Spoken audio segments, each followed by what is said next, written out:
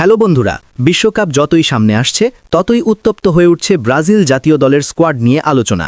কারা থাকছেন, কারা বাদ পড়ছেন, আর কারা শেষ মুহূর্তে বাজিমাত করতে পারেন। ব্রাজিল মানেই তারকায় ভরা দল, কিন্তু এই দলের সুযোগ পাওয়া মানে শুধু নামের জৌলস নয়, বরং ক্লাব পর্যায়ে নিয়মিত পারফরম্যান্স, ফর্ম এবং ফিটনেসের কঠিন পরীক্ষায় উত্তীর্ণ হওয়া। আজকের ভিডিওতে আমরা আলোচনা করব ব্রাজিলের বিশ্বকাপ দৌড়ে আলোচনায় থাকা তিনজন পরিচিত মুখ, অ্যান্থনি, ব্রুনো গুইমারেস এবং রিচার্লিসনকে নিয়ে। প্রশ্নটা খুব সোজা কিন্তু গুরুত্বপূর্ণ। বর্তমান ক্লাব পারফরম্যান্সের বিচারে এই তিনজনের মধ্যে কারা এগিয়ে আর কারাই বা পিছিয়ে? ভিডিওর শেষ পর্যন্ত থাকুন, কারণ শেষ অংশে আমরা পরিষ্কারভাবে বুঝে নেওয়ার চেষ্টা করব কে আসলে বিশ্বকাপের স্কোয়াডে জায়গা পাওয়ার দৌড়ে সবচেয়ে এগিয়ে। শুরুতেই কথা বলি অ্যান্থনিকে নিয়ে। একসময় যাকে নিয়ে আকাশ ছোঁয়া প্রত্যাশা ছিল, সেই অ্যান্থনি ম্যানচেস্টার ইউনাইটেডে গিয়ে পড়েছিলেন ভীষণ চাপের মধ্যে। ধারাবাহিকতা হারানো, সিদ্ধান্ত নিতে দেরি, আত্মবিশ্বাসের ঘাটতি, সব মিলিয়ে তার কেরিয়ারটাই যেন থমকে গিয়েছিল। কিন্তু ফুটবলে কামব্যাকের গল্প সবসময় আলাদা, আর এই মৌসুমে অ্যান্থনি ঠিক তেমনই এক প্রত্যাবর্তনের গল্প লিখছেন। স্পেনের ক্লাব রিয়াল বেটিসে যোগ দিয়ে তিনি যেন আবার নিজের পুরনো সত্তাকে খুঁজে পেয়েছেন। ডান উইং থেকে তার গতিময় দৌড়, ওয়ান-অন-ওয়ান ড্রিবলিং, দ্রুত সিদ্ধান্ত নেওয়া এবং আক্রমণে সরাসরি প্রভাব, সবকিছুতেই দেখা যাচ্ছে পরিণত এক অ্যান্থনিকে। শুধু ফ্ল্যাশি স্কিল নয়, এখন তার খেলায় আছে কার্যকারিতা। গোল করার পাশাপাশি সতীর্থদের জন্য সুযোগ তৈরি করছেন, ডিফেন্সকে ব্যস্ত রাখছেন এবং সবচেয়ে বড় বিষয় হল মাঠে তার আত্মবিশ্বাস চোখে পড়ার মতো। বিশ্বকাপের মতো বড় টুর্নামেন্টে ব্রাজিলের দরকার এমন একজন উইঙ্গার যে ম্যাচের গতি এক মুহূর্তে বদলে দিতে পারে। আর বর্তমান ফর্ম বিবেচনায় নিলে অ্যান্থনি নিঃসন্দেহে কোচিং স্টাফের নোটবুকে বড় করে লেখা একটি নাম। এবার আসি ব্রুনো গুইমারেসের কথায়, যিনি এই তিনজনের মধ্যে ক্লাব পারফরমেন্সের বিচারে সবচেয়ে নির্ভরযোগ্য এবং সবচেয়ে ধারাবাহিক।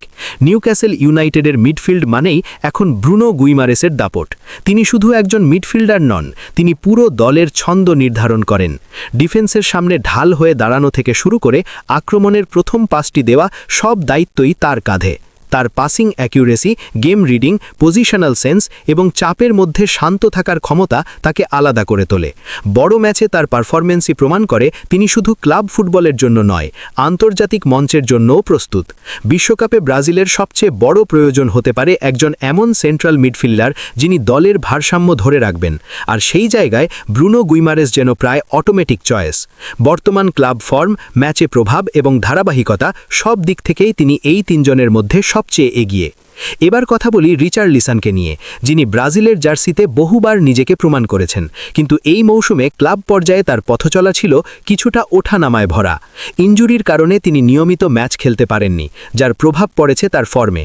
তবে যখনই তিনি মাঠে নেমেছেন তখন কিছু গুরুত্বপূর্ণ মুহূর্ত তৈরি করেছেন, হোক সেটা গোলের সুযোগ তৈরি করা, ডিফেন্সের ওপর চাপ বাড়ানো কিংবা দলের জন্য জায়গা তৈরি করা। রিচার্লিসনের সবচেয়ে বড় শক্তি হল তার মানসিকতা।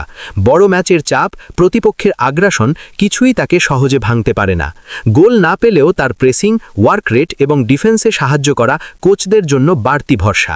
বিশ্বকাপের মঞ্চে তার আগের পারফরম্যান্স এবং গুরুত্বপূর্ণ গোলগুলো এখনও ব্রাজিল সমর্থকদের মনে তাজা। তবে শুধু বর্তমান ক্লাব পারফরম্যান্স বিবেচনা করলে বলতে হয় তাকে আরও ধারাবাহিক হতে হবে এবং ফিটনেস ধরে রাখতে হবে, যদি তিনি নিশ্চিতভাবে স্কোয়াডে নিজের জায়গা পাকাপোক্ত করতে চান। সবকিছু মিলিয়ে যদি প্রশ্ন করা হয় ক্লাব পারফরম্যান্সের বিচারে কারা এগিয়ে, তাহলে উত্তরটা বেশ স্পষ্ট। ব্রুনো গুইমারেস এই দৌড়ে সবচেয়ে এগিয়ে, কারণ তিনি ধারাবাহিক, নির্ভরযোগ্য এবং দলের জন্য অপরিহার্য।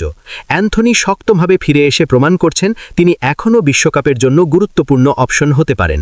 আর রিচার্লিসন অভিজ্ঞতা এবং অতীত রেকর্ডের কারণে দৌড়ে থাকলেও বর্তমান ফর্ম তাকে কিছুটা চাপে রাখছে। শেষ পর্যন্ত বিশ্বকাপের স্কোয়াড নির্ভর করবে ফর্ম, ফিটনেস, ট্যাকটিক্যাল চাহিদা এবং কোচের পরিকল্পনার ওপর।